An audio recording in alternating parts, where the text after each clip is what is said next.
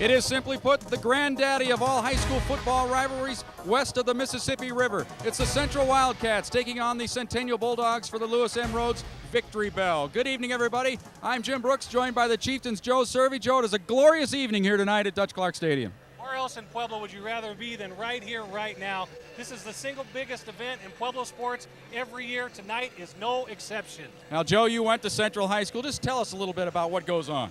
The bell is before the season, during the season, and after the season. That thing's in the hallway. It gets rung between classes, at pep assemblies, between basketball games, baseball games. It's the greatest thing that this city has to offer for high school athletes. Tonight it's on the line, and it means everything to this entire community. When we come back, we'll have more of our pregame show. We have some special guests. That's all coming your way on CNM Sports.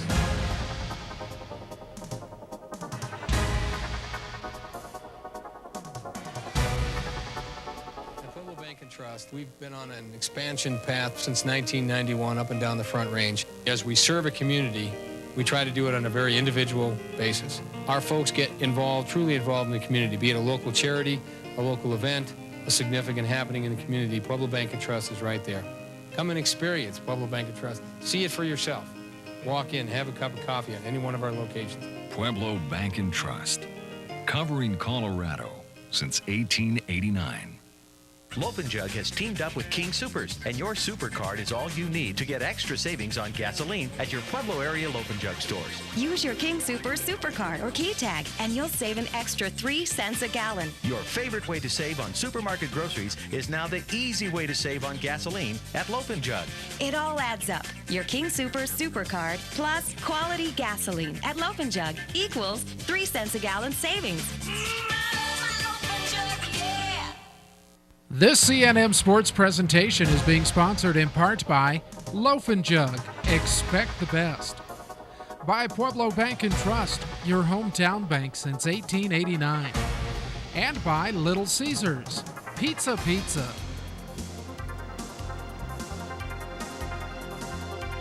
Welcome back to Dutch Clark Stadium. The stadium filling up nicely. A capacity crowd as always for the Bell game. Welcome back. I'm Jim Brooks along with Joe Servey, and joining us now from Loaf & Jug, one of our primary sponsors, Art Stosky. Art, welcome to the broadcast. Thank you. You have to be very excited about all the people here on the business side of things. Oh, absolutely. It's awesome. I mean, this event is just unbelievable. I got here at 5 o'clock, and there's already people lined up trying to get in. Art, we talk a lot about high school athletics in Pueblo. It's kind of our crown jewel. Give us Loaf & Jug's take on high school athletics and what it means not only to this community, but to the future of Pueblo. Oh, it's just unbelievable. I mean, we've got, obviously, stores throughout Colorado and other communities, and, I mean, there's nothing like this. I mean, these, the Bell game and the Cannon game, it's just unbelievable, the way the community comes out and supports these games, and we're glad that we could be a part of it. And I understand we have a nice thing at halftime. We do. We have a nice little contest. We're going to give 4 students, 2 from each school, a chance to win a $10,000 scholarship from Loaf & Jug. Excellent. And what they're going to do is they're going to punt, pass, and kick, and work their way towards the other goal post, and if they can kick a field goal, they'll win $10,000. Art, enjoy yourself. Have a good time out there tonight. Right now, we're going to go to a piece. We've got a player as a direct descendant of Lewis M. Rhodes. That is Beck Easton and his father, Joe Easton, joined by Kent McKinney. Let's take a look at that right now.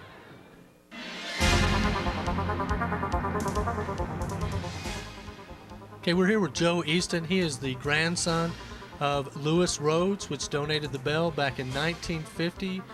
Joe, can you tell us a little bit about your grandfather? I know he loved his family, and he loved sports, and he loved Pueblo.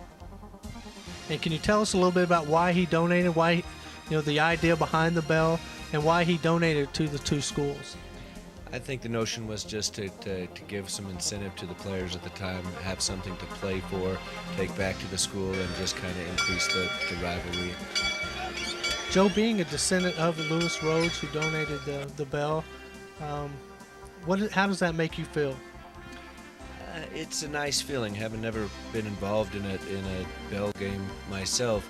It just gives you a sense of history, that things that has gone on before you, you'll participate in your small slice, and it will go on after you're gone.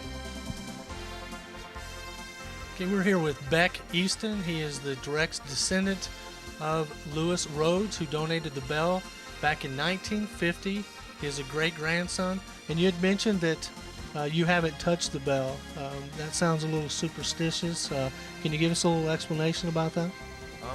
I decided as a freshman, I actually had the chance right after the bell game to, ring the bell or touch it, and I chose, since this is, it was given by my grandfather, and this is not only a team event and something I want to win, but now it's personal because it's for my family, that I chose I would never touch the bell until I actually won it. I got the start, and I put my effort into the entire game to win it. Beck, how does it feel to be a part of the tradition of the bell and to know that your grandfather was the one donated the bell? It feels great.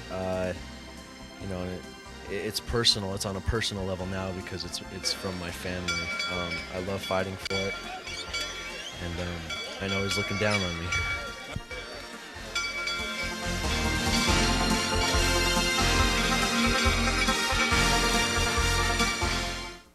And welcome back to Dutch Clark Stadium. And now joining us from Pueblo Bank and Trust, Mike Cavasso. Mike, welcome. Thank you. Good to be here. You have to be excited. You've spent a lot of time up in Denver with your job, and people don't know just how big a ball game this is. A couple of days a week I'm up there, and throughout the course of the year, when you mention Pueblo, that's one of the first things you hear. How's that big game going? What's that all about? Mike, we talk a little bit about high school athletics in Pueblo. What does Pueblo Bank and Trust take on the importance of high school athletics in Pueblo? Well, high school activities in general, I think, are much needed. Athletics is that much different other than the academic venues, but we think athletics teaches teamwork and fan support. The whole thing, it just ties the whole school together. We think it's great, and the whole community together. As you can see tonight, the town's split in two tonight, red and blue. What about your house? We know you're a little biased in that department. I'll say this year I'm red. Why is that, Mike? Well, as you know, my wife's athletic director at Centennial High School, so I'm actually on the wrong side as we speak. So, Mike, enjoy yourself tonight. Try not to root too hard for Centennial on his side. Enjoy Thank you both. Enjoy it. Well, thank you much. After we come back after this timeout, more of our pregame show. That's all coming your way on CNM Sports. Loaf & Jug, caring for our community. Well, obviously, we're in business to be in business and make a profit. But beyond that, we want to give back to the Pueblo community. We feel that through high school athletics, it's a way that we can show the community that we appreciate everything that they've done for us and also help kids in the community. Maintaining our commitment to Pueblo as a responsible corporate citizen. Loaf & Jug, expect the best. This CNM Sports presentation is being sponsored in part by Loaf & Jug, expect the best. By Pueblo Bank and Trust, your hometown bank since 1889. And by Little Caesars, Pizza. And welcome back to Dutch Clark Stadium. Joe, we couldn't ask for a better night for football here. It feels like August 15th or 17th instead of October 17th. 85 degrees today. It's almost too hot for football. They've been used to it. It's been a pretty mild fall thus far, so nobody's going to blame conditions tonight. Well, the crowd's revving up right now. We're going to take a look at this piece. Kent McKinney had a chance to talk to Dave Craddock and Josh Valdez. Let's go to that right now.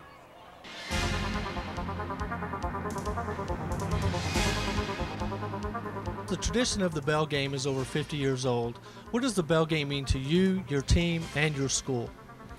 Me personally, my grandpa won a state championship here at Central High School in 28. My dad won a state championship at Centennial in 48. My brothers all went here. I went here, played in 3 of these. Me personally, it's huge. I mean, you bleed blue. I'm a Wildcat. As the coach of Central High School, though, we try to make it another game, but you can't. It's the bell game. The kids are fired up. It means, this is the one game that they play for pride, whether it's a league game or not. This is a big red letter game on our schedule. And the community and the schools, it's big for them. We're lucky. We always say that, only the kids that go to Central and Centennial get to experience this. And sorry to everybody else, but it's something special. And they get up for it, and it really makes part of the school climate for the rest of the year. Okay, Coach, Josh Chavez is the leading quarterback in the league and the state. How do you keep him motivated and grounded at the same time? It's easy to keep him motivated and grounded. He's one of those young men that wants to get better, so I don't have to motivate him. He wants to be the best. He wants to be the best that ever came out of Central. His receivers keep him motivated because he's got a great group of receivers to throw to, and they're upperclassmen, and he looks up to them, and he's just turned into a field general. So I don't really have to do anything with Josh except for teach him X's and O's. Josh, you're just a sophomore going into this season. Going into Dutch Clark Stadium, you got over 14,000 people attending that. Is that a little intimidating to you going into that stadium with that many people? No, not really. I mean, after the game gets started, the crowd doesn't affect me at all. I mean, at first when you go out there warming up, I mean, I know that all those people are there and stuff. It's cool to see all the people, but I mean, for the most part, it doesn't really affect me.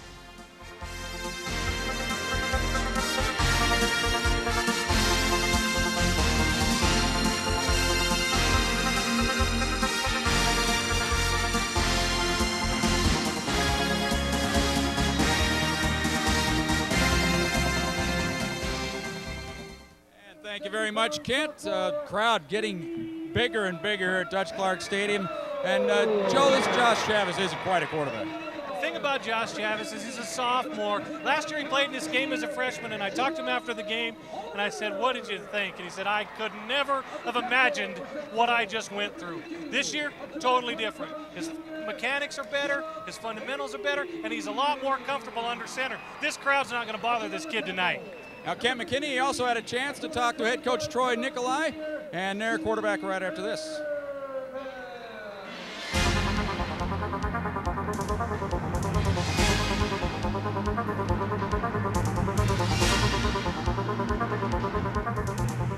What does the Bell game mean to you and the team? Well, you know, myself, I'm a graduate of Centennial High School. I got to play in 3 Bell games. Now I'm going into my 19th year of coaching in a Bell game. So, I mean, it's a big event for myself. It's a neat atmosphere. It's a great feeling to be a part of something that is the largest event in Pueblo, Colorado. So, to me, it's a neat thing to be a part of for my kids. There's a lot of kids that come to Centennial to be a part of the Bell game. And it's a great event, and it's great for our community. It's great for our team to be involved in something like this. Some of our kids may go on to play college football, and this is a college football atmosphere, so it's kind of neat for them to experience that. Okay, Coach Nicolai, you've had the Bell for the last 3 years. Do you think your team's a little bit more overconfident this year than they were in the past? I don't know if it's overconfidence. I think the kids are going to be focused and ready to play when game comes. The kids this year have been looking at opponents and not trying to overlook any opponent. And Central is another opponent on our schedule, and I don't think the kids are going to overlook them.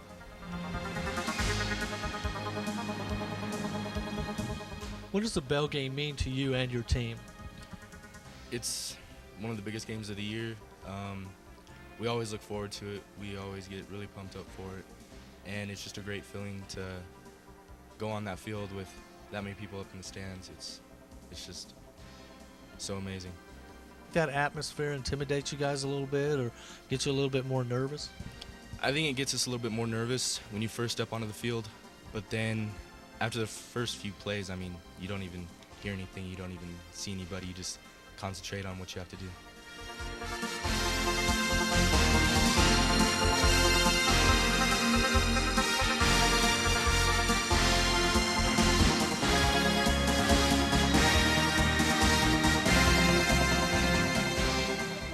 And thank you very much, Kent. And Joe, this Chad Richardson, this is getting to be old hat for him, this quarterback for Centennial, his 3rd year in the ball game. He's a 3rd-year starter at quarterback, and when he came to Centennial, he was a tailback, and they thought that's where they were going to play him. But he kept growing, and he was such an athletic specimen, height, weight, great arm. They said, well, let's try him at quarterback. 3 years later, this is his 3rd Bell game. This is no big deal to Chad Richardson. Well, right now it's time to bring in our 3rd member of our broadcast crew tonight, Kevin Millis, and he's down on the field with head coach Dave Craddock. Kevin?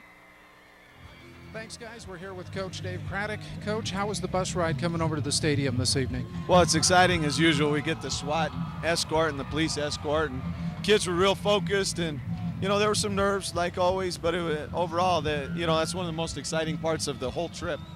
Now, speaking of nerves, how do you keep the kids focused to where this is a game with all the hype, 13,000, 14,000 people, live TV, everything else? You know, if somebody had the answer to that question, I would pay them a whole lot of money, because it's every year. You know, we're hoping that with 22 seniors that we have the kind of leadership that pays off and they stay focused. Let me ask you this. In order for the bell to ring blue, my offense has to be productive. We can't have 3 and outs, and we can't be in long yardage. We got to do our job, go down the field and score. Let's go on the other side of the ball. For the bell to ring blue, your defense has to stop the run. Most definitely stop the run, make them pass when we want them to pass. And we're playing 7-card stud here. Not wanting you to reveal the other 6. Any aces in the hole we can know about? Chaz Miles, London Fuller, and Adam Hunter, and Josh Chavez. Thanks a lot, Coach. We'll talk to you at halftime. Thank you. Appreciate it. Back up to you, gentlemen. All right, thanks a lot, Kevin, and welcome to the broadcast. And Dave Craddock, he's got to be excited about this ball game. He's got an excellent chance tonight. This is a great deal for Dave Craddock. He knows all about the bell game. He went to Central. He's my era. We went to school together. He knows how much this means to this school and not only that, to this community. Now, Kevin is doing double duty. He's running across the field right now. Now he has a chance to talk to head coach Troy Nicolai of the Bulldogs. Kevin? Thanks, Jim and Joe. On the field with Coach Troy Nicolai of the Centennial Bulldogs. Coach, how was the ride over to the stadium? We had a good ride over. The students ready to go for this? Yeah, I think the players are ready and they're prepared, and hopefully we'll have a good game. Now, how do you keep a player with all the electricity and the excitement of a bell game focused on the fact that it's still the same field, the same hash marks, the same basic rules? Well, we try to do that at the beginning of the week. We try to downplay it a little bit to tell the kids that all the excitement of the crowd and stuff is for the fans and the community, and our job is the football game. Let me ask you 2 questions, same thing I asked Coach Craddock. For the bell to ring red, my offense has to? Well, we've got to control the ball, long sustained drives, and then put the ball in the end zone. That's going to be our best offense and defense. And I was just going to ask you, for you to win the bell, the defense has to? Well, you know, they've got some great weapons, and they could score from anywhere on the field, and the things that we've worked this week in practice, hopefully they'll take care of some of that. Now, in a poker game, you don't have to show all 7 cards, but if you got an ace in the hole you can tell us about? Well, we don't. We did get one kid off of an injury, Joey Ham, who hasn't played for about 3 weeks, and he's in our secondary, so I think that's going to help us a little bit. One last question. How big is a factor is the crowd where you've got 13,000 plus here tonight? Well, you know, at the very beginning of the game, it's going to make a little bit of a difference. But as the game wears on, the kids are going to tune that out and just start playing the game. One thing that we really try to do at Centennial is all week long, I'll bring in some speakers with some crowd noise so that the kids get used to it. Thank you very much, Coach. Good luck to you. We'll talk to you at halftime. Thank you. Jim and Joe, back up to you. All right, Kevin, thanks a lot.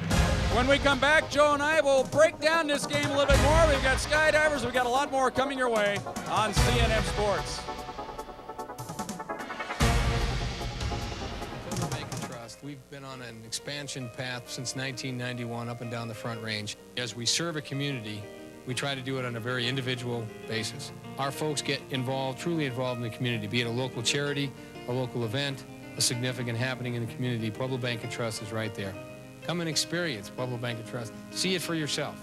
Walk in, have a cup of coffee at any one of our locations. Pueblo Bank and Trust, covering Colorado since 1889. Loaf & Jug has teamed up with King Soopers, and your Super Card is all you need to get extra savings on gasoline at your Pueblo area Loaf & Jug stores. Use your King Soopers Super Card or key tag, and you'll save an extra 3 cents a gallon. Your favorite way to save on supermarket groceries is now the easy way to save on gasoline at Loaf & Jug. It all adds up. Your King Soopers Super Card plus quality gasoline at Loaf & Jug equals 3 cents a gallon savings. This CNM Sports presentation is being sponsored in part by Loaf & Jug, expect the best. By Pueblo Bank and Trust, your hometown bank since 1889. And by Little Caesars, Pizza. Always wanted to ring the bell? There it is, the Lewis M. Rhodes Victory Bell.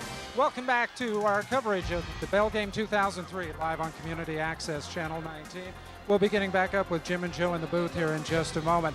Here's a little bit of trivia that you may or may not be aware of when it comes to this game. Now, even though these two teams have played since way back in the 1890s, as we've already said, the Bell Game series actually started in 1950. Since then, the longest that the Bulldogs have ever held the bell consecutively is 4 years. That goes from 1991 to 1994. If they keep it tonight, that'll be 3. South talks about their decade of dominance in holding the cannon against Pueblo East. There was an earlier decade of dominance, and that was the Central Wildcats holding the bell from 1953 to 1962. How many times have these teams shut out the opponent? The Bulldogs have won 6 games by shutout in fighting for the Lewis M. Rhodes victory bell. Central has won 10 by shutout. The largest margin of victory was for Centennial on this field 2 years ago when they beat Central and got the bell to the north side 42-14. For the Central Wildcats, you have to go clear back to 1965. That was one of those shutouts when they beat the Bulldogs 46-0. Now, you think that this series has not been tied. 3 times this thing has tied, and in each case, the bell has stayed with the school that has had it. 7-7 scores in 1966 and 1972. There was a scoreless tie in 1956. 19 times since 1950, this game has been decided by a touchdown or less. It could come down to special teams. It could come down to a 2-point conversion. These can be extremely tight games. The most points ever scored by one team in a bell game, Jim Brooks ought to remember this one. He was chewing his nails trying to get to a golf tournament in Florida.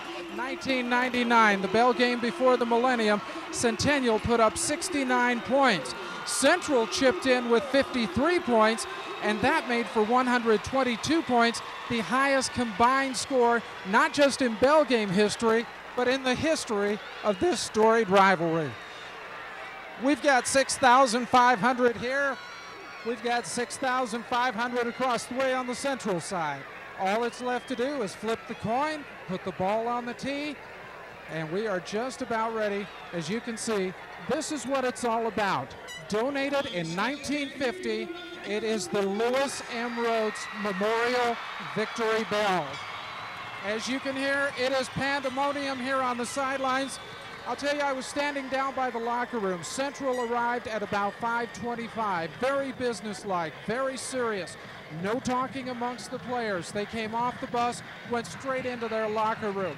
Centennial got here probably about 15 minutes later, as they were actually caught in traffic on 4th Street.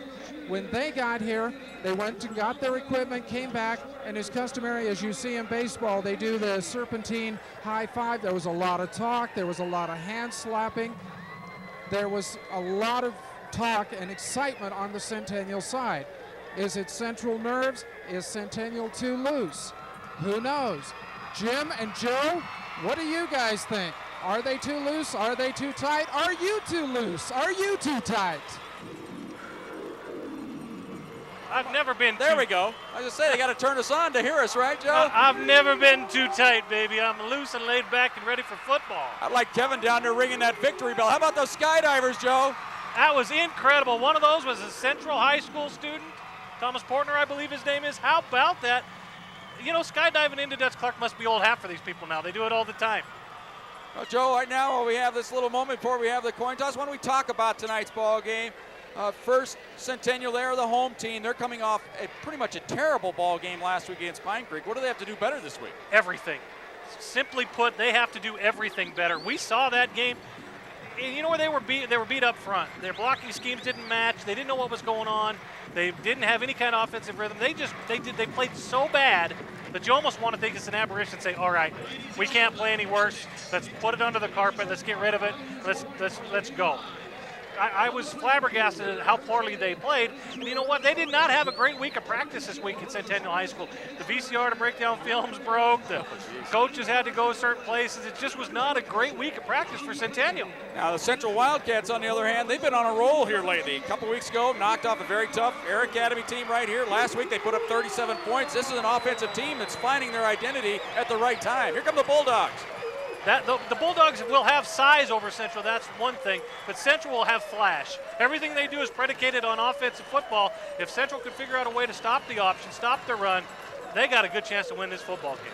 Well, we have keys to victory for this ball game, as we always do. We're doing it a little differently here tonight, but We're going to come to those here in a little bit. We've got all kinds of things going on around the stadium here tonight. The Wildcats, they haven't even come out of the locker room yet. Waiting for them to make their appearance. Let's take a look at those keys to victory right now. First for the Bulldogs. First, Centennial needs to find some offensive rhythm. We saw that last week. They get in a rhythm where they have to run, they have to pass. Even Dave Craddock said if they get in a rhythm, we could be in a lot of trouble because that means they're dictating whatever they want to do. Second, they need to minimize big plays. Centennial knows that this game can go either way. You give up an 80-yarder, you give up a kick return, you give up something big. They want to minimize those. Third, they need to get special team play. Troy says this game, and it's sad to say, might probably come down to a mistake, and it gets magnified even that much more. So if they play together as a team and they hang on as a team, they got a good chance. Well, the Wildcats, on the other hand, they are the visiting team here tonight. Somebody's got to play that role. They want to win that bell back. What do they have to do? First and foremost with Central, you see it right there, stop the run. We talk about this every week with Central. They got to stop the run. If you stop the run in the Foothills League, you're going to win your football games. That is paramount. The option, the belly series, whatever, you have to stop the run. Second, create turnovers. We've seen this with Central. They like to get interceptions. They like to hit and knock people, make guys put the ball on the carpet. They want to create turnovers. They want to feed this crowd. They're excited, and they got to play that way. Third, they got to stay in control. Central's one of those teams with their coaching staff, the student body, they get kind of really keyed up. And if they don't keep those emotions at least in control, it's going to be a long night. And we thank Loaf & Jug and Pueblo Bank & Trust for bringing those keys to the game. Here come the Wildcats. And, Joe, a little different look this year. Why don't you tell us about it? Well, for the past few years we've done this game live. It's been blue versus red, dogs versus cats. Central's they're winless in this game when they've gone to all blue. So Dave Craddock, a big Dallas Cowboys fan, went with the white tops, blue pants, white socks. I don't want to say he's superstitious, but he's superstitious. Well, you know, the Cowboys are doing so well this year. Maybe he thinks he's got a little Parcells in it. Maybe he can pull out the magic. And you're on the record, of course, with your Chieftain picks, and you're an old Central guy. You kind of got to lean that way. But I've been telling everybody all week, who do you pick? And I say, I'd take Central. I think Central could score. Centennial has shown me they're having trouble scoring in a game where you need points. Central's my team here tonight. And if both of these teams play their exact level best, it's a pick-em game to me. Now we've seen the captains are heading out on the field, and the Bulldogs offense, we've seen them look so good in a couple of other games where they've ran the ball so well. But last week, I don't know, maybe they're looking ahead. It's hard to believe that. Let's go down to the field. Jeff Bergstrom is our referee tonight. He's joined the coin toss. Number 16, Chad Richardson. Number 29, Nathan Choate. Number 44, Joyce Bales in there. And number 77, Ryan. Gentlemen, this is Dr. Joyce Bales. She will do the coin flip for us. Central, you get to call the toss. Who will call the toss? 22. Call it now. She'll flip the coin. We're going to let it hit the ground, okay? What would you like? Heads is your call? He called heads. You can go ahead and face him and flip it. Okay. Heads was a call. Gentlemen, that's a tail. That is a tail, okay? Okay, Red, you have won the toss. You may defer your choice. You want the ball? Which way do you want to kick? Okay, you want to put your backs over there, please? Red, you over here with me? Ladies and gentlemen, Centennial has won the toss. Well, there you have it. He didn't even get a chance to describe what was going on. We want the ball. That's right. Give us the ball. And, well, we've been talking about this, Joe, this year. The only time we saw a team defer, it backfired on them. The Pueblo West deferred, and they got burned when County ran the kickoff back all the way for a touchdown. And you got to keep that offense off the field. That's a great strategy by Troy Nicolai early. They haven't played it down yet. We're giving him praise. Well, this is a closed circuit message for the truck, Joe. You got to do these things. I need my promo sheet. I used it for a white balance down there. That's technical talk for all of you TV future students. Wait, Joe Servy's got a promo list. We don't need that. Look at the crowd. Red on that side of the field, of course. Bulldogs. Joe, I think they don't distribute as many tickets as they could for this ballgame. They don't want to get the fire marshal on their case. Every year it's a sellout by Tuesday, but there's always a few seats here and there. Yeah, you know, the official number of tickets distributed is about 9,500. Then you got passes, booster passes, and alumni passes, press passes, whatever. So then they throw an extra about 3,000 of those. But they could put 15 in here if they'd let them. Yeah, some have talked about, hey, why not just let them go sit on the rocks for this ball game one time? Maybe we could grass it up there. Why not? That's what I'm thinking. There's the Central stands, of course. They're filled to capacity. Way down in each end zone, you can find a seat here and there. That's about it. The color guard, the joint color guard heading out onto the field here for this ball game. Making their way out of the south end zone. With Sergeant Major Phil Russell and the Central JRTC color guard this evening was under the direction of First Sergeant College. Centennial Band will perform the national anthem. And now, ladies and gentlemen, the Centennial High School Band, under the direction of Mr. Rob Smith, will play our national anthem. Capacity crowd at their feet, ready for the national anthem.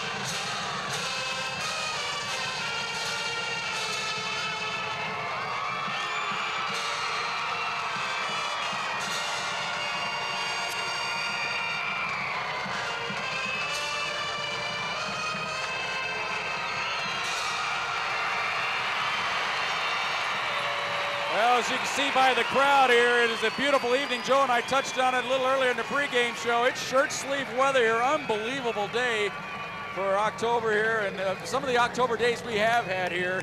I can remember back to, of course, the Blizzard game. Weather can be kind of crummy this time of year, but today just beautiful. The Cats getting set to come out. A sea of blue and white.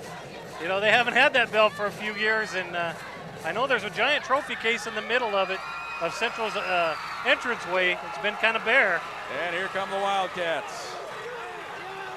Well, when you look back on this series, Kevin Millis touched on it beautifully, but you go back to 1950, that's when the Bell game started. 22 of the first 25 Bell games, the Wildcats won. They had an incredible advantage in this game.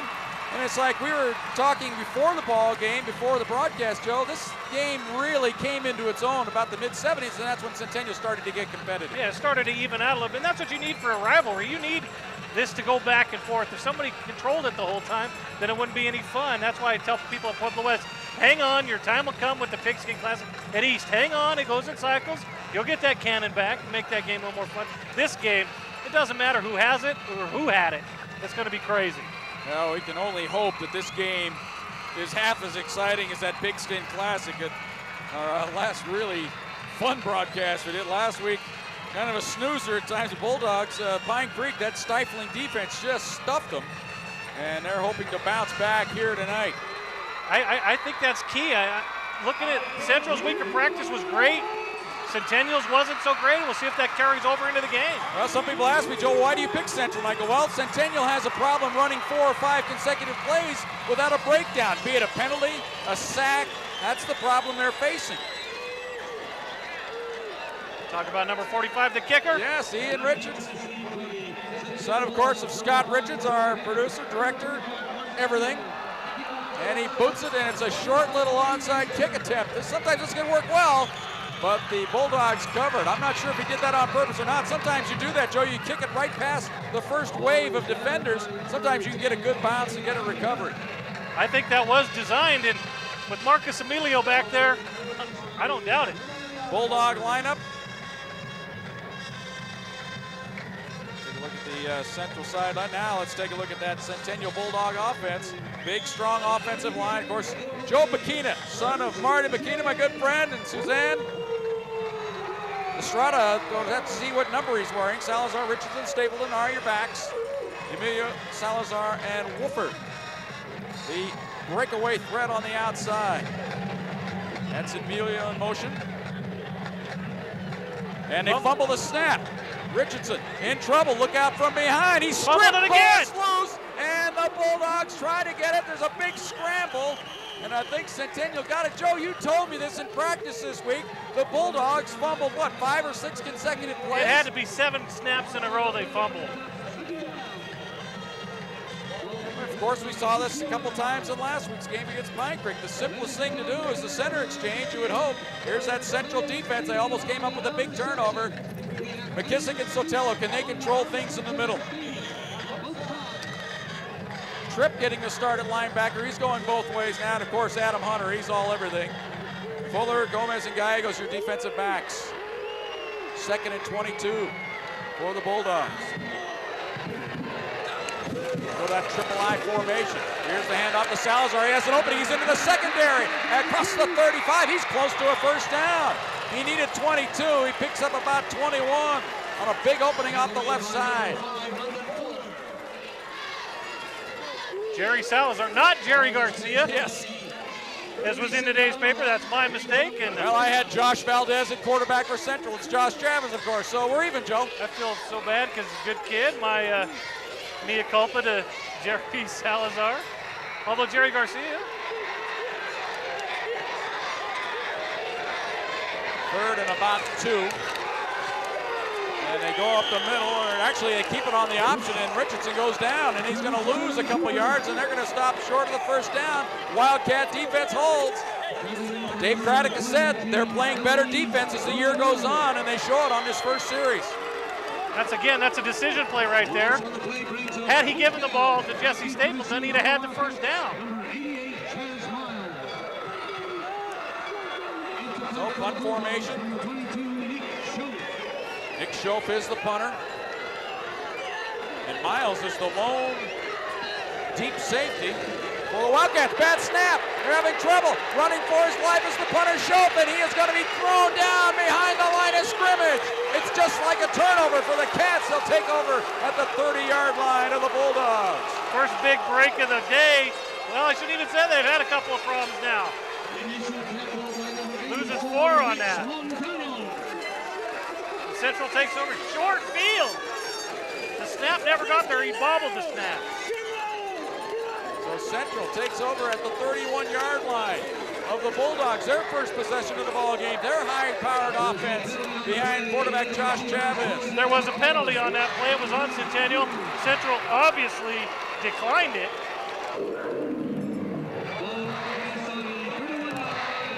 You'll hear that all night. The Central faithful, they love to hear that Wildcat roar, and you'll hear the puppy whimpering. They come out in this spread formation. That's Hunter in motion toward the formation. Straight drop, flip over on the left side to Perez. That's a good little gain on first down. They pick up 6. It'll be 2nd down and 4 from the 25-yard line. This Wildcat offense, they are high-powered, and they're getting it together. Good, strong offensive line, anchored by McKissick at center.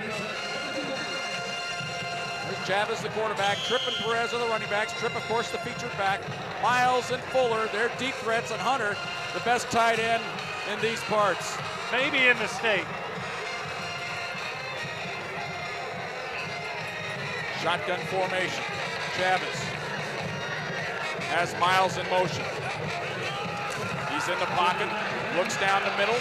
Still all looking. kinds He's got of all time. kinds of time. He's Now in he the doesn't. pocket. And he's going to go down. Ryan Sherrill throws in for a loss. Loss of about 2. He had a lot of time to find a target. Things never materialized. Excuse me, that's a loss of about 6 on the play. It'll be 3rd down and 10. Here's the defensive line for the Bulldogs. McKenna, Sherrill, Hutchinson, Schoaf. Sherrill coming up with the sack there. Big Ben Hendricks in the middle, the linebacker. On with Stapleton to Owens, Arietta, Schoaf, Emilio, and Ham seeing his first start in a couple weeks, coming back from an injury. 3rd and 10 for the Cats. Shotgun formation again for Chavez. Looks down the sideline looking for Miles. He's got him! Touchdown! Chaz Miles, a leaping grab, and he's into the end zone. He beat Woodford. And the Cats are on the board at the 8:17 mark. Holy cow! I don't know if we're up. There we go. What a great catch by Chaz Miles. That'll be Ian Richards in to try the extra point.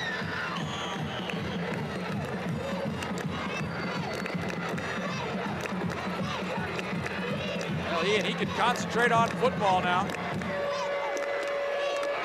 Probably starting to look into getting his offensive drills.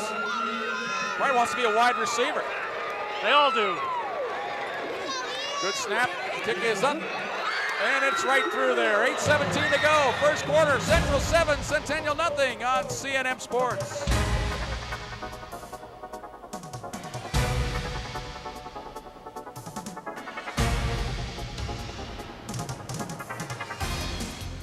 It's that time of the morning, and you can wake up the hard way or the easy way at your Loaf and Jug convenience store.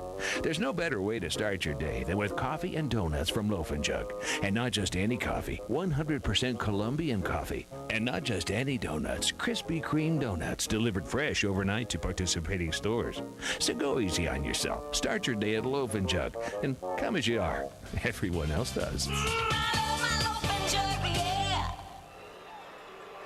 7-0 Wildcats. And Joe, one of the changes we noticed on defense was Joey Ham in the starting defensive lineup, taking the place of Wooford, who had been starting there. But with all these receivers, they had to bring Wooford in as a nickel back, and Central found the matchup they wanted, and Miles was able to beat Wooford with the better move on offense. I'd hate to see who's going to win that battle in basketball this winter.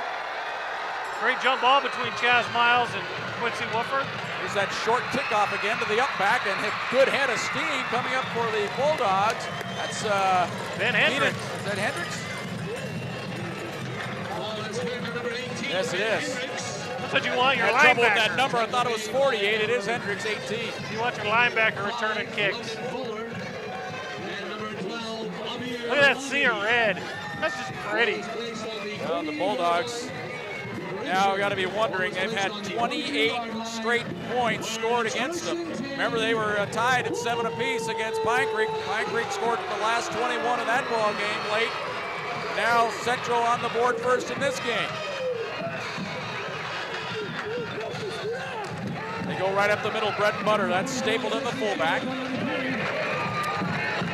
It's up close to 6. Now they're going to mark a knee down back here at the 40. Gains 5, 2nd and 5 for the Bulldogs. Personally, that's me. To me, that's Centennial football. Fullback dive, pound it, and then you pop one. Well, one of the key series last week for the Bulldogs is when they had a 2nd down and 2, and they end up losing yardage running funny All little three option plays.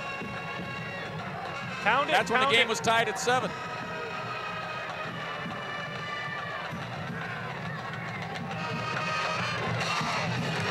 Run the option left. Richardson into the secondary, and he has a first down as he's across the 45 of the Wildcats down to the 43.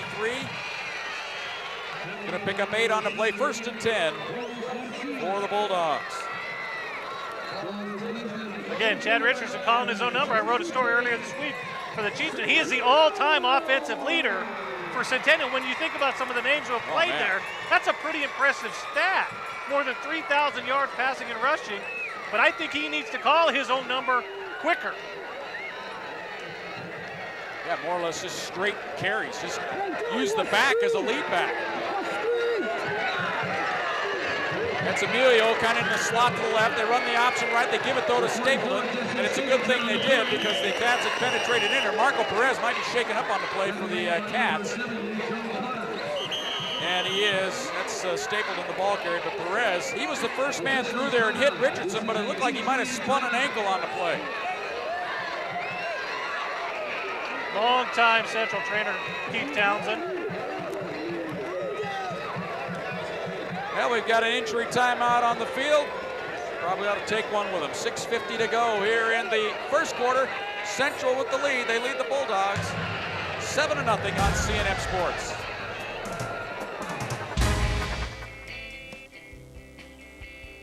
We combine excellent instruction with good support services such as advising and financial aid.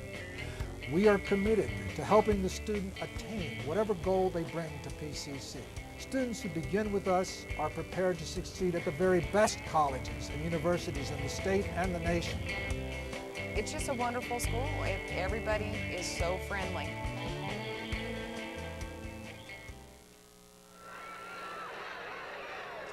Capacity crowd here at Dutch Clark Stadium. The Wildcats with the lead, 7-0 over the Bulldogs. They strike first, taking advantage of a fumbled snap from punt formation of the Bulldogs. Chavez hitting Miles 31 yards for the touchdown. Marco Perez is up, limping off the field. Looked to me like he turned his ankle, Joe, is what I first thought, the ankle or maybe a knee, but he was the first man in there. He actually had a hold of Richardson, but Richardson, as a smart option quarterback does, gave the ball off to Stapleton on that good first read. Marco Perez is a tough kid. He's a senior. Not very big, but he's a two-way starter. Yeah, he's a slot back on the offense. That hurts him that way, too. And linebacker, defensive end sometimes. Dave, I talked to him this week about smaller defensive ends. That's what they went to. Second down. Call it 7. They fumble the snap again. It's loose. And I think Richards is able to get it. This is almost getting, I don't want to say comical, Joe, but maybe it is because the Bulldogs are just breaking down. I think everybody didn't move except for the center on that play. I think the snap count should not be an afterthought. Did you see that on that play? That's what it looked like. Everybody stayed put except for the center. Jeff Hutchins.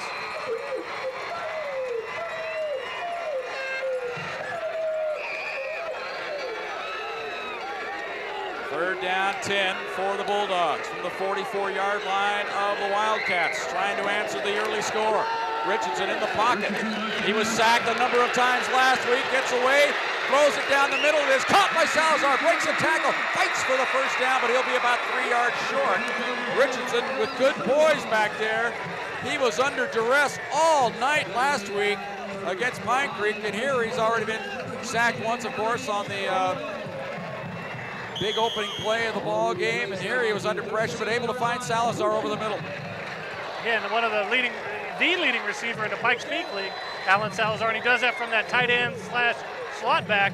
Boy, he does a good job of Chad Richardson getting away from the rush, throws it up, and look who's there, his favorite target.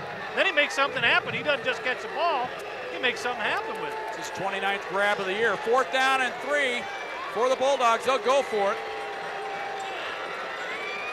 Emilio in the slot to the right. They run the option left. Richardson on the keeper. He's got the first down. Joe, I'm going to keep harping back to last week. The Bulldogs, of course, similar situation on a 4th down. Richardson looked like he had the wide open field for the first down. He elected to pitch. Got the same replay. It looks identical. Right there, Joe Bacchino with the seal block.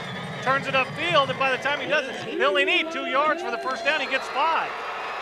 This time Richardson did keep it, and he should have kept it last week, really, when you watch the replay. Keeps it this time, first down. But I will give Chad Richardson credit. He did not get a lot of help up front last week. That's true. In that key conference game. He did not get a lot of help. They're going to get a delay a game right here. They're in the wrong formation. We saw this a number of times. They got the timeout, though. Timeout on the field, 4:28 to go, first quarter. Wildcats lead it 7-0 over the Bulldogs on CNM Sports. Pueblo Bank and Trust, we've been on an expansion path since 1991 up and down the Front Range. As we serve a community, we try to do it on a very individual basis. Our folks get involved, truly involved in the community, be it a local charity, a local event, a significant happening in the community. Pueblo Bank and Trust is right there. Come and experience Pueblo Bank and Trust. See it for yourself. Walk in, have a cup of coffee at any one of our locations. Pueblo Bank and Trust, covering Colorado since 1889. Sea of red balloons here at Dutch Clark Stadium. Well, I look down and the trainers are looking on Joe Gallegos and Marco Perez. That's 2 starters now in the first 6 minutes of this ball game who are out for Central. And who else do we see down there, Joe? Kevin Millis. He's right there. Going to have that report for us shortly, hopefully. First down and 10 for the Bulldogs. From the 32-yard line of the Cats. Cats show blitz. They go on a little counter. Left side, Salazar's blasted by Hunter. Adam Hunter. Looked like just when that play was going to break loose, Hunter just decked Salazar and he went right down there for a gain of about 2. Tripp was showing blitz that time. Good seal block by Ryan Sherrill. Had 3 guys blocked. Yeah, from his backside was Adam Hunter. He had number 77 for Centennial, Ryan Sherrill. Had 3 guys blocked from his offensive guard. He was a pulling guard on that play. Kicked out 3 of them. Second and 8, you see Wooford just now out of your picture to the wide to the right. Salazar left. This is that triple I formation. Up the middle, Salazar breaks it outside. Ahead close to the first down. He's going to pick up about 7. Needed to get just inside the 22 for a first down. They stop him at the 23, so it'll be 3rd and a yard. Again, a good kick out, good seal block by number 44, Jesse Stapleton, on Adam Hunter. Hunter comes back to make the play, but it's 7 yards down the field. It was indeed an excellent block, Stapleton. We've talked about it many times on our CNN broadcast this year. A lot of people probably tuning in tonight, live television. We do other games. You need to tune in every time. Here's Salazar up the middle.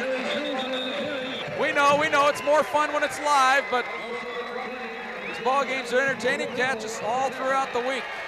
And we've talked a number of times, of course, about Stapleton. He squats 600 pounds. 605, I don't want to shortchange. That extra 5 pounds is tough, Coach.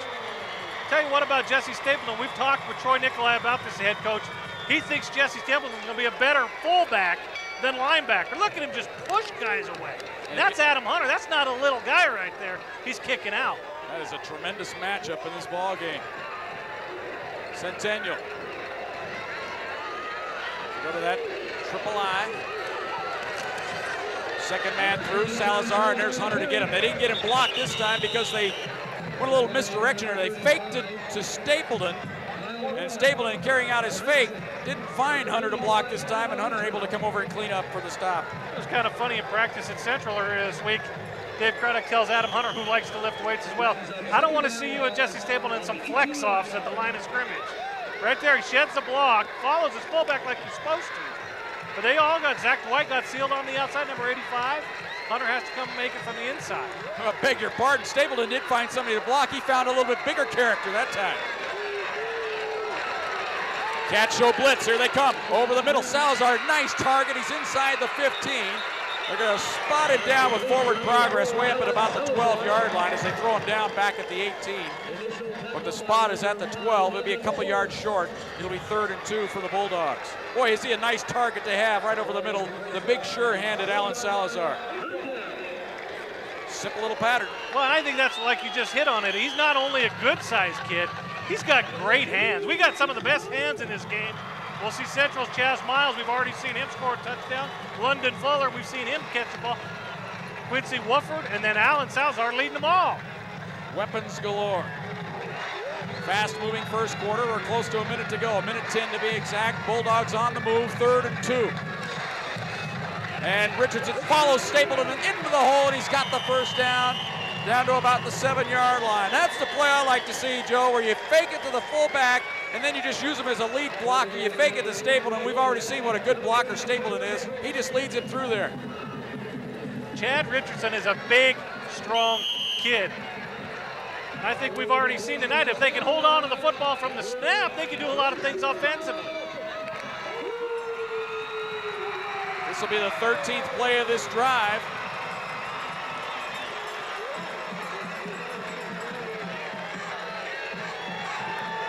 First and goal from the 7. Misdirection, Salazar trying to bounce it. Can't get it outside, elects to go inside and pick up a sure 2 on the play. Down to about the 5, it'll be 2nd and goal from the 5 for the Bulldogs. I think that play was designed to go outside, but Salazar saw that wasn't open and took what he could get. Any kind of positive yardage inside the opponent's 10 is huge.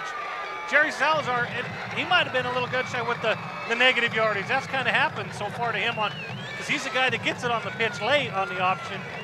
See if the Bulldogs get this play off. We're down to the 5-second mark. They come up to the line of scrimmage. And they won't. There's the gun to end the first quarter of play. The Wildcats open up on top, of the Bulldogs knocking on the door. Central 7, Centennial nothing on CNN Sports. Loaf & Jug has teamed up with King Soopers, and your Super Card is all you need to get extra savings on gasoline at your Pueblo area Loaf & Jug stores. Use your King Soopers Super Card or key tag, and you'll save an extra 3 cents a gallon. Your favorite way to save on supermarket groceries is now the easy way to save on gasoline at Loaf & Jug. It all adds up. Your King Soopers Super Card plus quality gasoline at Loaf & Jug equals 3 cents a gallon savings.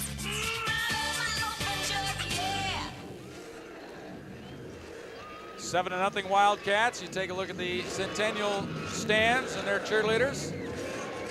We haven't seen a lot of blue tonight. We've been awfully camera biased toward the red. Now we need to get our Wagner Rents end zone camera to pan around and take a look at that sea of blue here once in a while. This will be the 14th play of this drive. So in that quarter, Joe, by my count, I got Centennial running off 16 plays from scrimmage. Central only running off 3, but Central's got the lead. Let's go to Kevin Millis down on the sideline. Kevin? It's not good. Marco Perez told me he got hit on the inside of his knee. He is out for the night. They're icing that down, and we'll survey that situation later. It appeared as though Joe Gallegos may have rolled an ankle. They retaped it. He should be able to go back in the game. Back up to you guys. All right, Kevin, thanks a lot. And indeed, not good news for Marco Perez. The game you point to all when you're year. A freshman, your senior year Bell game. And the way that injury sounds, he may be out for just more than just this ball game. Here we go. Start of the second quarter. That's Hendricks in motion. They go up the middle. Steadily fumble the football. And I think the Bulldogs recovered at about the 2. Let's see which lineman got on top of it. That might be Bakina. And it is. Joe Bakina saving the Bulldogs there. As you see, Staples, just as it looked like he was going to lumber into the end zone, the ball came loose. Central had a brief chance for the recovery. Couldn't get it. That was Joe Gallegos. It had the chance, or Luke Gomez, I'm sorry. And what was a key to Central? Creating turnovers. Centennial's put the ball on the carpet 4 times already tonight. 3rd and goal. Emilio in motion. They run, they keep her to the right side. Richardson breaks a tackle to the pylon. Touchdown! Bulldogs on the board. Great run by Richardson. Looked like he was in trouble, but he was able to break that initial tackle and race to the corner to get the Bulldogs on the board. Central had its chances. They had him behind the line of scrimmage twice. Couldn't get it done. So on the second play of the second quarter, the Bulldogs on the board. Here's Richardson. Looked like Dwight had a shot. James Allen, Romero, look at that. They had him twice back there. Ducey also had a shot at him.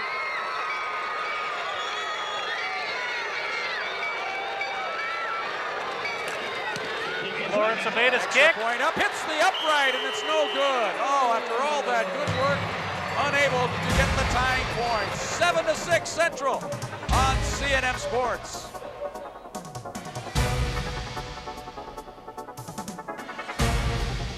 It's time to clean up your neighborhood of grease-clogged sewers. Grease is the #1 cause of sewer backups. We need to avoid using drains and garbage disposals for cooking grease, oil, and food scraps. Instead, put it in the trash in tightly closed cans or jars. The City of Pueblo Wastewater Division has more information. Call 544-3453. Remember, what you put down the drain might come back to haunt you. Well, speaking of things that might come back to haunt you, maybe it's that mascot right there. Scary. Get your children away. But what might come back to haunt you, Joe, is a missed extra point, especially one like that where it hits the upright and comes out of there. Here's the kickoff by Arling. Taken back by the Cats, coming back the left side. Luke Gomez to the sideline, and he goes down out at about the 32-yard line. So Central offense, welcome back to the ball game. Yeah, Centennial had that from the 8-minute mark on till just now. And that's the first quarter, folks. That drive encompassed close to 9 minutes. Well, we didn't even talk about this, but they had a short field there because that kickoff was so short that they started at their own 43. That's less than half a field almost. Yeah, 15 plays to go 57 yards. Hunter in motion. He's trailed by Stapleton. Play action. Oh boy, he's got a lot of room. Chavez rolling to his right now, goes down the middle. He's got his man across midfield for the first down. Curtis Valdez. Boy, a bevy of receivers for the Central Ball Club. Every week it seems like there's a new one out there. Here's a guy that doesn't get a lot of ink, Curtis Valdez, but he finds an opening and he's got a big gain. 20-yarder. That's that layering of receivers. You have short, middle, and long. Curtis Valdez was in the middle, and Josh Chavez Put it right on the money. Nice 20-yard pickup. Well, that's a great play by Chavez. Just being patient there, waiting for it to open up. He could have just tucked that under and picked up 5 or 10 yards, but he waited for the big play. And that's in his makeup. Going to run the draw play to Tripp, and he trips up. He's going to lose a couple. First carry of the night for Jordan Tripp. That play didn't look good from the get-go. Well, he had an adventurous game last year, didn't he? Ball, we'll see on the replay, the ball looks like it came up a little bit. Bobbles it, comes down. You know, I got to give Mr. Schoaf, the defensive end, number 22, credit. He blew that thing up from his defensive end position. Didn't know where to go. Miles split wide to the right. Got Fuller and Hunter. Hunter in the slot to the left. Go to a pro set. Here's a pitch to Tripp around the outside, trying to turn the corner, and he goes down. Ham. Well, you heard Troy Nikolai when he was talking to Kevin Millis before the ball game. Kevin asked him, do you have any wild cards or any tricks up your sleeve? He goes, no, not really, but one thing I do have is Joey Ham back on defense, and he pays off right there. Joey Ham is Mr. Everything in Centennial. He's a student body president. He's the fastest guy on the team when healthy. He had a hamstring problem early. He also had a bad foot that he's just getting over. Well, Miles split wide to the right to see where you could see Wooford there up in bump and run coverage. They got him bracketed out here. Hunter going down the middle. Here's the rifle shot. He's got him for the first down. Hunter down to the 30-yard line. You can see that opening up, Joe. They pay so much attention to Chaz Miles, split wide to the right here. Hunter coming in motion and then taking it right back into the middle of the field where nobody was home. I think the down and distance of 20 yards is perfect. Adam Hunter on a crossing route. Josh Chavez a perfect 4 for 4 for 78 yards. He's just not your normal tight end either. He can really get out there. Deceptive speed for Hunter. And all these Central guys, they take a lot of pride in the pass patterns they run. Good footwork. Josh Chavez now has used 4 different receivers in his 4 for 4. First and 10 from the 30-yard line of the Bulldogs. The Cats on the move. They lead it 7-6. Draw play to Tripp. Bounces it outside. He's got an opening. Inside the 25. Puts his head down and rams his way into Wooford. Close to the first down. He's going to get 9 on that. You like to see that with Jordan Tripp. I mean, he's had back-to-back 130-yard plus games. They've got to just keep telling everybody, we're a passing team, we're a passing team, we're a passing team. Boom, we got a guy who went for 188 last week.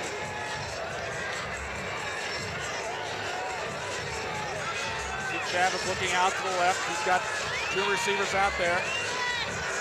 That's Hunter in motion. They go to the I formation. Again to Tripp, trying to bounce it outside. Good tackle coming up there. What a play on defense. Good stop. Marcus Emilio for the Bulldogs. He's going to lose a yard on that. He's got to learn to run north and south. Got an injury timeout here for the Wildcats behind the play. Steve Urban, I believe. Starting left tackle, 6'1", 225-pound senior.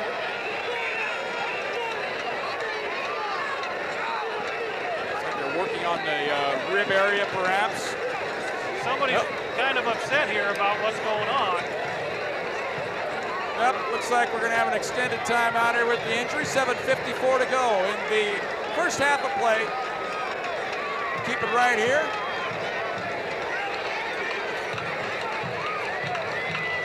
As they continue to work on it. It's back to league play next week for both of these teams. Central faces the tough South Colts in a big Foothills League game with playoff implications, while Centennial takes on the scrappy East Eagles in Pikes Peak League play. Cats, Colts, Dogs, Eagles next week right here on Community Access, Channel 19. By the way, Central's been playing of late. Suddenly, early in the season, or maybe the midway point of the season, looked like South, they might run the table. Central struggling, but they've come on. South has that one loss. It's a big ball game. Yeah, it's going to be huge next week if Central wins this, because I think they're getting in the playoffs. Steve Urban walking out looking like he holds his arm or his shoulder or something.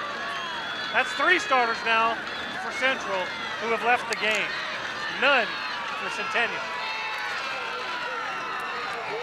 Kevin Millis will be getting us an update on that injury as they continue to fall for the Cats. 3rd and 2. Not their favorite down and distance. Now we got a flag down. Tom Hall didn't like what he saw as a side judge. See if somebody lined up offside here for the Bulldogs.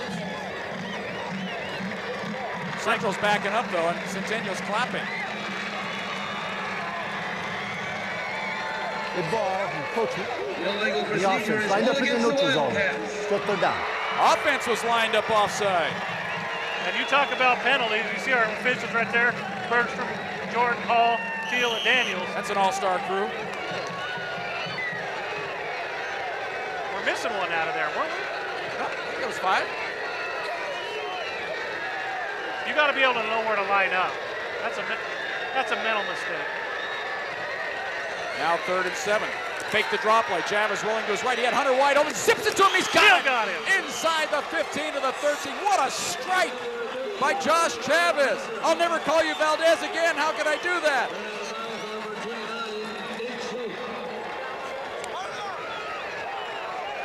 $15 yards on the gain. They just want big plays, apparently.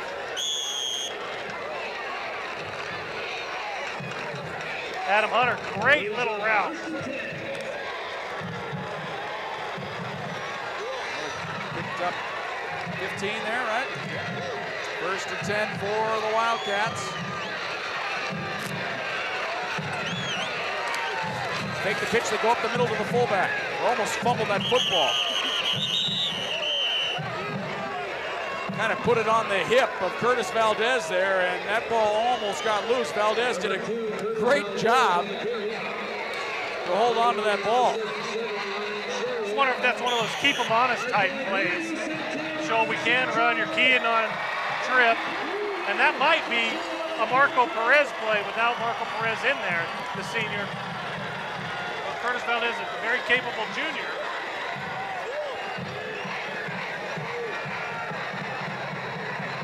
Second down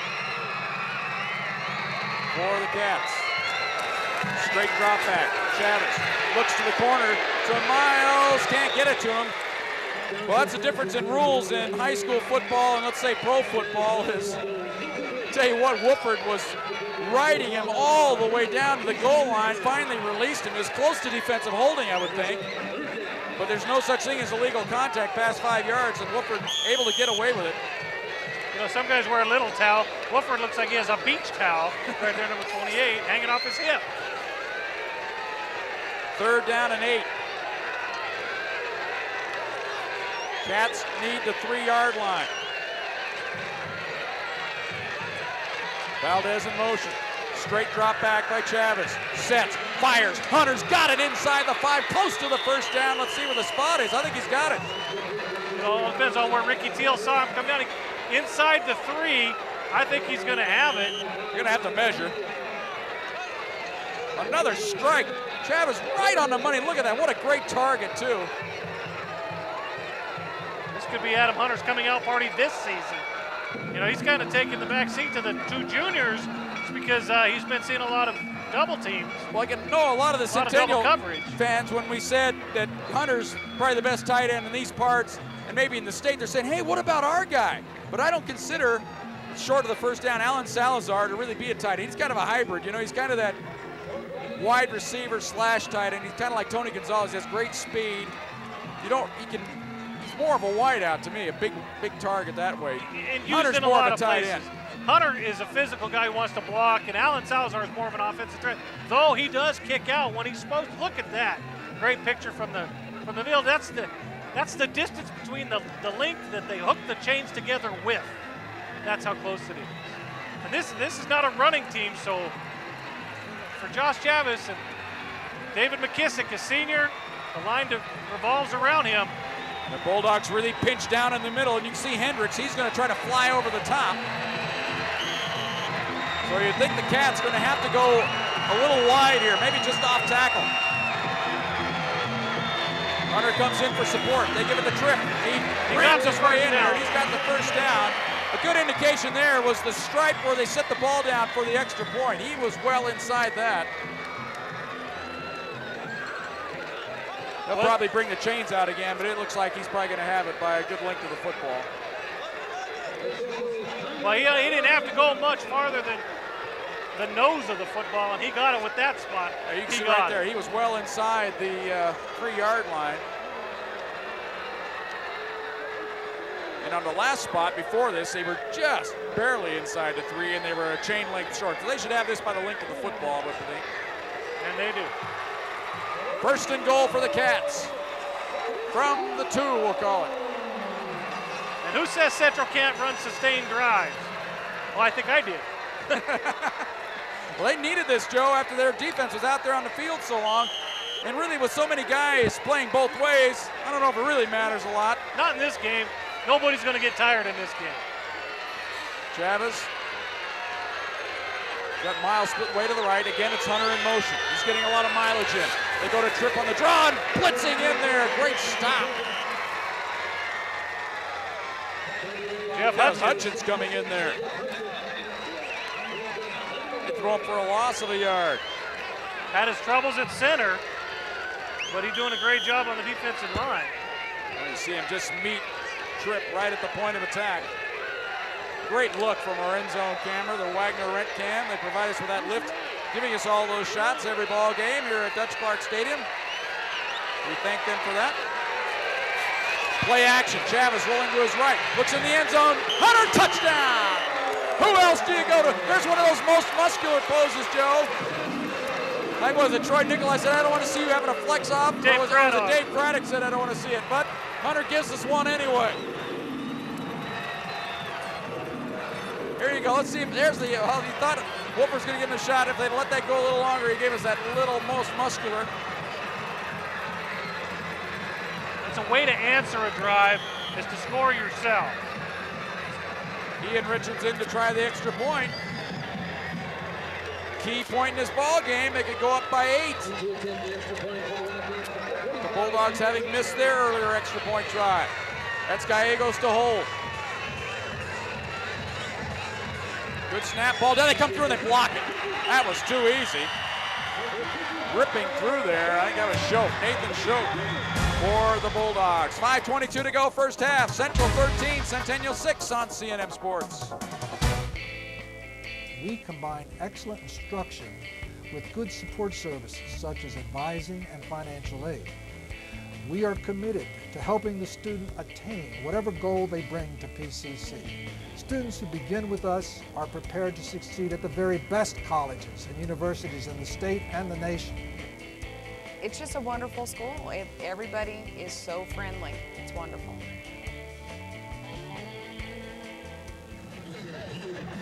(13-6) Wildcats as they've scored on their only 2 possessions of the ball game. Right now, Kevin Millis has a report down on the sideline. Kevin? Thanks, Jim. It's not good news for the Central Wildcats. Steve Urban has separated his shoulder. He is at ice down right now. The pads are off. He is done for the rest of this game. That's 2 Central players already out. Back up to you. All right, the separated shoulder. Get the feeling that may be the year for him also. Ouch. Although we saw that with Jake Nicolai, and he's back. Here's Richards going to kick this one a little deeper this time. Ham takes it inside the 20, 25, looks for a block, 30, puts his head down out to about the 32. Good coverage for the Wildcats. Alami on the stop. Ladies and gentlemen, your attention, please. That's a little bit deeper kick. Yeah, they elected not to try that tricky little, I call it almost an extended onside kick. They go deep with it this time. Ham, a little stutter step there, waiting for the block from Hendricks and Bakina, and he got it. That's why teams like Pine Creek, Durango, South, who have experienced kickers, are such weapons. If for no other reason than extra points and long kickoffs. Exactly. Bulldogs. Well, they're 1 for 2 tonight. They scored on their last possession. They went 15 plays. Up the middle, Salazar cuts it outside, short yardage, picks up a 2-yard gain, second down and 8. Centennial, their first possession of this ball game was a 3 and out, and then they fumbled the snap on punt formation. Central took over at the 31-yard line. It only took them 3 plays to go in. But Centennial bouncing back, 15 plays, 57 yards. Then Central bounces right back. 13 plays to go 68. And we thought it might be like this. We really couldn't get a good gauge on who was going to be able to do what with this game. 2nd and 8 for the Bulldogs. Triple I formation. Delay of game. Another one of those little mistakes that just continue to hamper the Bulldogs. Whether it be a foolish penalty, a sack, fumbled snap. Now, in their last possession, they were able to overcome a little bobble. Remember when Richardson fumbled a snap, they lost a couple, but they picked up a 3rd and 10. Or actually, they picked up 7, then they picked up a 4th and 3 to overcome that mistake. See if they can overcome this one, 2nd and 13. Same formation, option right, Richardson on the keeper. Bounces outside, breaks a tackle, and like a bullet down the sideline to about the 43-yard line, close to the first down. He is big and strong. Another injury on the play. This is another lineman, and this looks like Anthony Trujillo for the Bulldogs. Sophomore. Look at Richardson just leveling the defender, pancaking him, and going down the sideline. Well, he needed 13, and it looks like he got 12 and a half. So it'll be 3rd and a yard from about the 42-yard line. There you see the injured player, Anthony Trujillo, 5'6", 185-pound senior. On the field for the Bulldogs with 4:21 to go here in the first half. Looks like he just kind of got dinged a little bit. He was moving around pretty good on the ground, and there it is, right there. It's hard to believe that a piece of metal like that gets his town in such a lather. And I remember, now this is my 20 years now. This is the 20th fall of my life. And that bell was never read when I was in high school. Injured player up. Good to see Trujillo after we've seen so many guys not carted off the field here tonight, but escorted off the field with injuries. Looks like he might have a little stinger in that left arm there. You see him kind of flexing his left hand and moving his shoulder around. Yeah, I think he just got a little bit dinged. They only need an inch. This is where you got Jesse Stapleton. There you see Richardson coming up to that line of scrimmage. All 6'3" of them. Just keeps it. And that's a big time sneak. Why not run that all night? You get 5 yards of crack, you win a lot of ball games. 1st and 10 for the Bulldogs. So for the moment, they're able to overcome the 5-yard penalty. And just a chicken.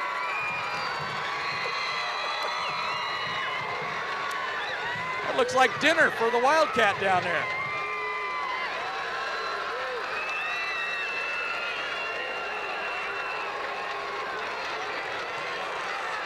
Play action.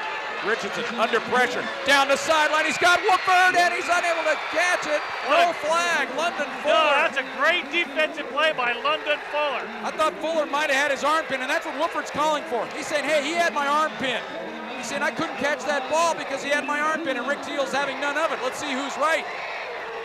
Well, I was kind of agreeing. Look at that. No, that's good D. Well, he just didn't get his arm up. And Chad Richardson took a shot on that play. Got hit late. Not late, penalty late, but he got hit. See it again, give me another angle. Just reaching over the top, knocking it away.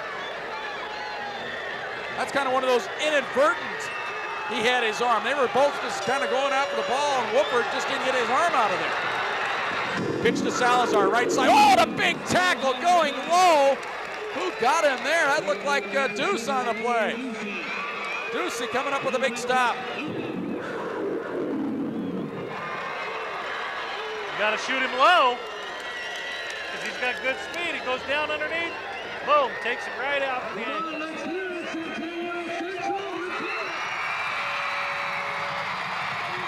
You know, Joe, I haven't had a chance to ask Mario if it's Deuce or Ducey.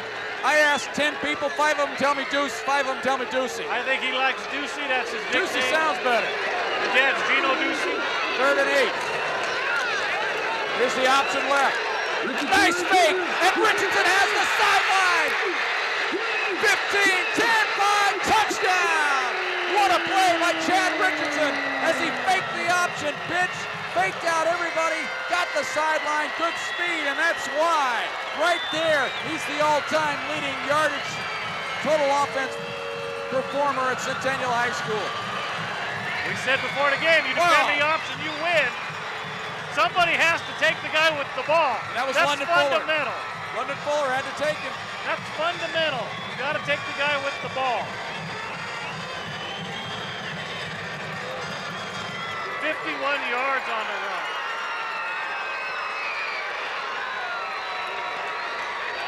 Here's Lawrence Abeda in to try to tie the ball game. And motion on the play. And it was Centennial was going to fake. make it. They were going to pitch that to Woodford.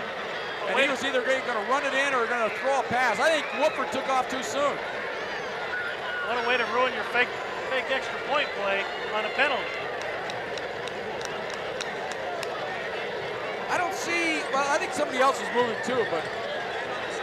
Good ball, false start in the offense. 5-yard penalty, still replay the try. From where Woodford was lined up, he could go in motion, but it almost looked as if he simulated the snap. He kind of bounced forward and then came back.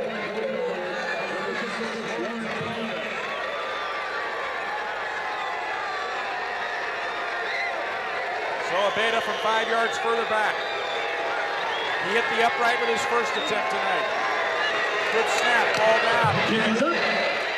Is good, we're all tied. 2:56 to go, first half. A great one at Dutch Clark Stadium. The Bulldogs 13, the Wildcats 13. C&M Sports. Loaf and Jug, caring for our community. Well, obviously, we're in business to be in business and make a profit. But beyond that, we want to give back to the Pueblo community. We feel that through high school athletics, it's a way that we can show the community that we appreciate everything that they've done for us and also help kids in the community. Maintaining our commitment to Pueblo as a responsible corporate citizen.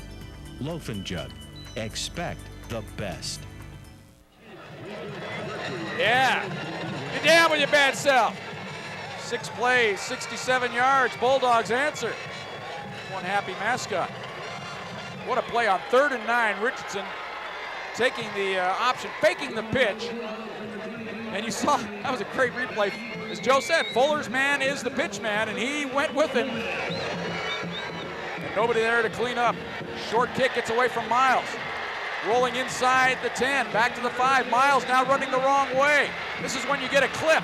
Look out, Miles breaks a tackle. He's got the sideline, and he's down at the 20. I was having visions of Dante Hall in that red uniform, Joe. I'll tell you what, he went a long way to save a disaster for the Wildcats. I should say with all those red uniforms chasing him. A long way to get out of the hole. Central does a good job of not blocking from, but that was about the closest one. Close. And look at that great block by London Fuller. Right there, you get the feeling that Miles might go, but good pursuit. 1st and 10 for the Cats from the 22-yard line. Flags down. Who lined up offside this time? How many guys are out there? Centennial's got 12 guys on the field. They got 12 guys on the field. Good ball. Substitute infraction on the defense. It's a 5-yard penalty. 1st and 5.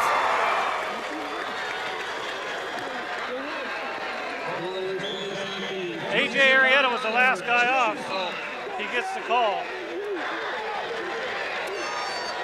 Oh, you got to love this play call for Central. Looking at that playbook. Fuller in motion. They go right up the middle of the trip.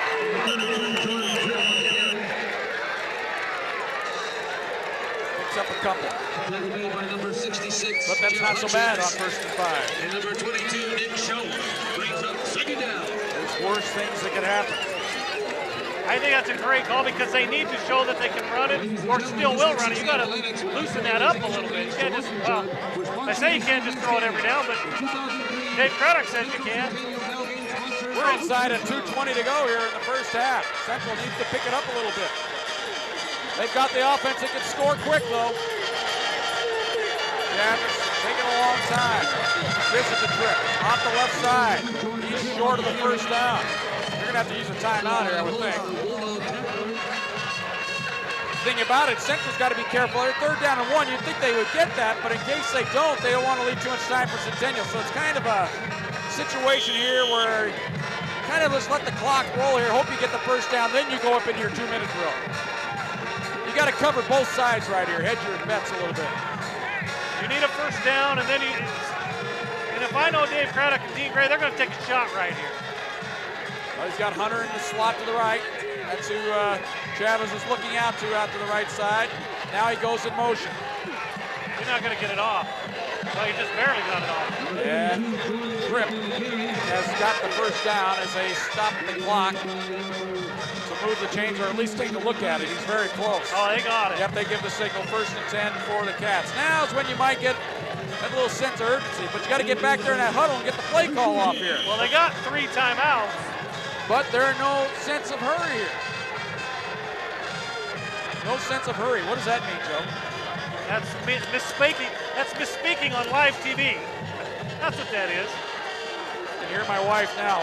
What was that? Being the English teacher that she is. Straight drop back by Chavis. Look out from behind. He's sacked. And he did a great job to hold on to it. Hendricks levels it. Somebody needs to call timeout, and nobody's doing it. I don't know. Well, now they are going to call the timeout with 40 seconds to go. After a play like that, you face now 2nd down and about 18. That's when you might want to just cash it in. Take a timeout with them. 13-13, 40 seconds to go. First half, CNN Sports.